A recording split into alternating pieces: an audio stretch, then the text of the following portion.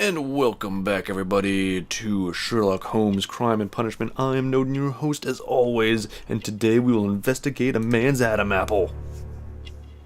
Adam's Mapple? Ring's owner. So, Mr. Nelligan, who is the true owner of the ring? The ring is mine. Father's jacket. No, Mr. Nelligan. I believe that the ring had belonged to your father. Oh, but how do you know? The jacket. The jacket you are wearing is made of an expensive fabric that only a man of exceptional wealth could afford. You do not seem to me to be a rich man, That Mr. was Nelligan. my, second-hand jacket. Furthermore, the garment is ill-fitting. It is quite clear that it belonged to someone else, most probably your father. With your father gone and taking with him the family's wealth, as a little boy you had to find yourself a manual job, and it was most probably cleaning fish. You cut your hands often while working. I can tell from the scars. Wow. I'm speechless, Mr. Holmes. It all happened exactly as you say. Well, that's, one does Well, have a I reputation will for see you such soon, things. young man. Please, let me go. I'm innocent. Alright, break-in attempts. Peter Carey was armed with his knife, but he did not yada yada yada. Missing bucks. I don't think any of this is helpful yet. I don't think I can do anything with that yet. I can lower the light. Just really lean in on them. Alright, let's go talk to our good friend Gregory Lestrade. Gregory? Locked. Hey Gordy. What is his name? Is it Greg? It's Greg Lestrade, isn't it? Okay, it seems like they really want me to press B here and figure this out. Peter Carey, non-smoker, but he had a thing. Okay, no gardener. No gardener. Seems not feasible. Break-in attempts. Several unsuccessful attempts to made to break in according to the scratches around the lock. Pinned to the wall. Peter Carey was implied while harpooned through the chest like a butterfly. Acted quickly and instinctively. See, that's the thing, is that my guess is that it's like a harpoonist, like somebody who would actually do the harpooning back in the day.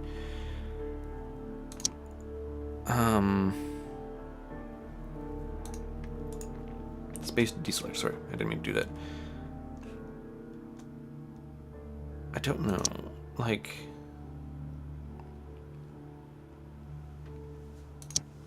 Nope. Do I get docked for any of this? Nope. Okay, none of that's related to the break-in attempts. Oh, okay. Look at that. What did I just connect?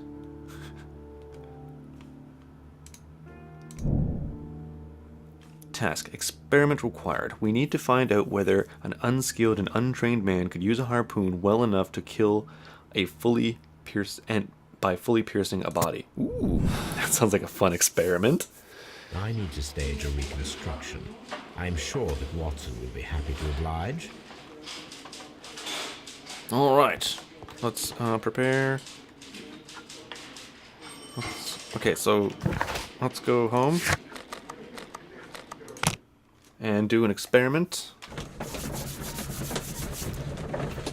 We're going to do an episode of Mythbusters, Victorian style.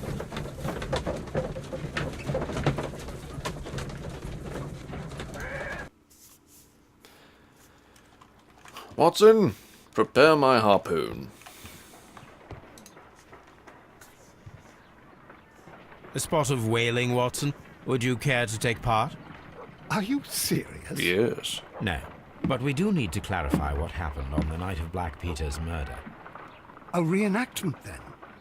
Is something bothering you? Yes. The sailor's knife, Watson. Why was it on the floor? Peter Carey attempted to defend himself?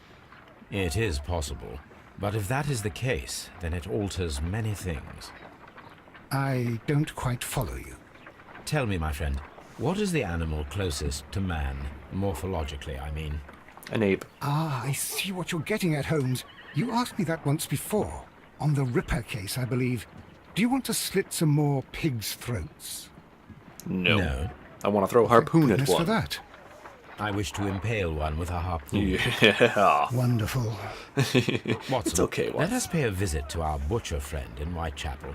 We require the carcass of a well-fed pig. And the harpoon? One of the harpoons on the wall of Black Peter's cabin should do quite nicely. Yeah.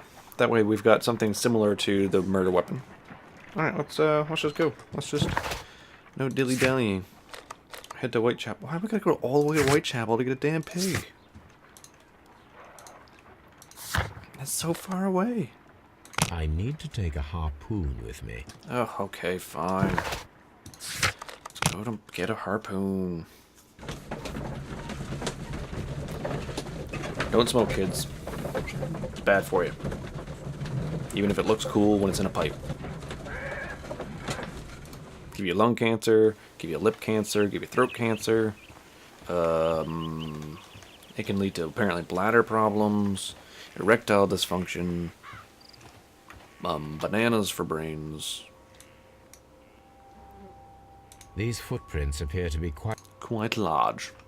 Yes, we've covered all this. Garden's well maintained. She's still up there. I'll have a chat with her. That should do it. Now I am ready for the experiment. Hope you don't mind. Just, grabbing a harpoon real quick. Let us to Whitechapel. Ooh. Takes no time at all. Okay, so how does one...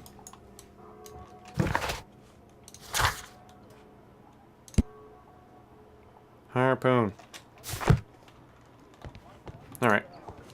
Talk to Johnny boy. Well, here we are in the preparation room. I can't say that I like the smell of it much. What do you intend to do? Chuck a harpoon at the To body. indulge myself in a little experiment. The challenge of lancing a pig's carcass with a heavy harpoon. A little experiment? Stand aside, Watson. This might be dangerous. I Indeed. am not well practiced in this exercise. Yet. Holmes, you should aim for the mark in order to perform the most reliable test. Okay. Good. Hold breath. Holmes, you should try to aim better and throw as hard as you can.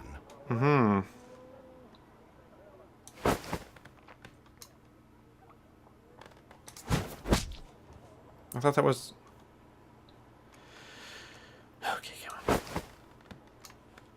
Oh, it gets better as I go. The harpoon has struck the body, but with insufficient strength to pierce it straight through. Yes, you gotta be a big dude, man. Holmes, you should try... Yes. Do be quiet, John. I'm trying to concentrate here. Oh! Getting closer. Oops. That wasn't my fault. You did that. That was your fault. Okay, here we go. It gets easier. The harpoon has struck the body.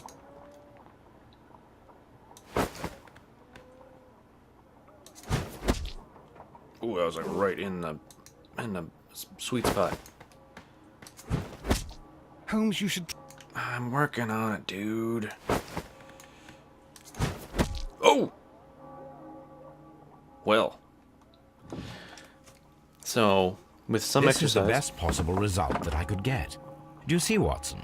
Throwing a harpoon and pinning a man to a wall requires either exceptional strength and training or diabolical luck.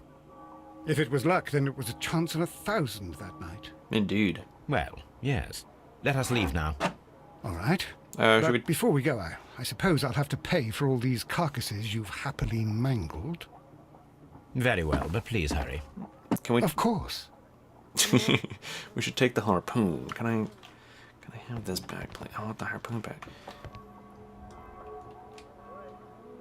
Okay, so let's, approximately 19 years old. He was raised in wealth, but after desperation, yada yada. Worked to earn money, cleaning fish. Alright, let's see if we've got anything. Anything else? Strength required, break-in attempts, Alka's notebooks, Peter Carey, non-smoker, missing tin box, pinned to the wall.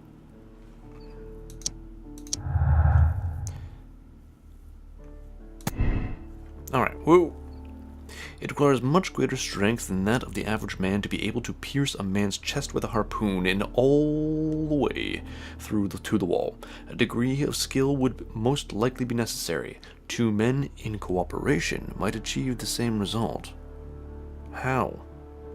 Oh, lucky throw. There is a remote possibility that an unskilled, untrained man could manage to pin Peter Carey to the wall with a harpoon.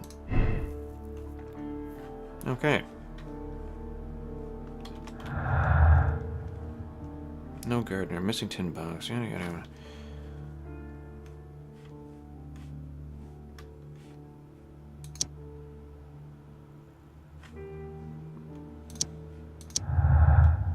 What is this? Nope, not that one. This one. Retrieving the notebook. The break-in attempts were made in order to recover the notebook that had been lying in a pool of the victim's blood. This proves the guilt of the person who made these attempts. Well, it proves the guilt of trying to retrieve the book, right?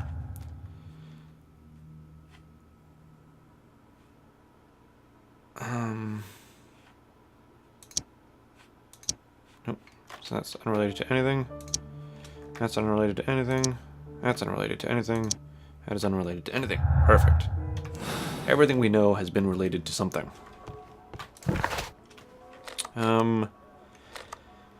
Shoo. Let's head back to Scotland Yard.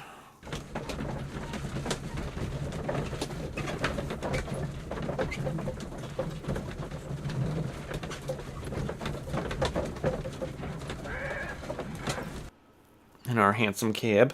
So handsome with the horses. You guys just look dapper. Hi. Pardon me, coming through. Just want to see if there's anything here that's I can. These are the suspect's belongings. These abbreviations. Oh, that's right. I wanted to check against something at the house, right? So let's go back to Baker Street and we'll check it against our thing of many. What did he call it? I don't remember. He said he had some things he wanted to check it against. I assumed it was at the house. Alright, newspapers? Ooh. This is where I keep my post. Indeed. Search for Dawson 83. 1983, the Bankruptcy Act, 1883, film condemned for... Ooh. Dawson and Nelligan are bankrupt. The Dawson and Nelligan Investment Fund, a regional banking institution based in Cornwall, I should really be doing this with a British accent, has declared bankruptcy as a result of heavy losses in its loan portfolio, and has accordingly been assigned for liquidation. Next page, please. It was the 23rd largest bank in Britain, and its bankruptcy was the second largest on record. The liquidation of company is a pure catastrophe for many Cornwall families. Joshua Nelligan, one of the bankers, has since mysteriously disappeared. He was last seen aboard his yacht, preparing for departure to Norway. Nelligan is wanted both by police and his creditors. Continue. Here it is. Good. Now I begin to understand that young man's story, but I am still unclear as to what connects him with the murder. It is time to ask him. Indeed. My archive. I can always consult with it if needed. So this is like, you know, in the future, you'll be able to go to a place called a library, and they will have all of these things on a microfiche. Wrong buttons, tabs. And let us to the yard, and we will talk with young Mr. Nelligan.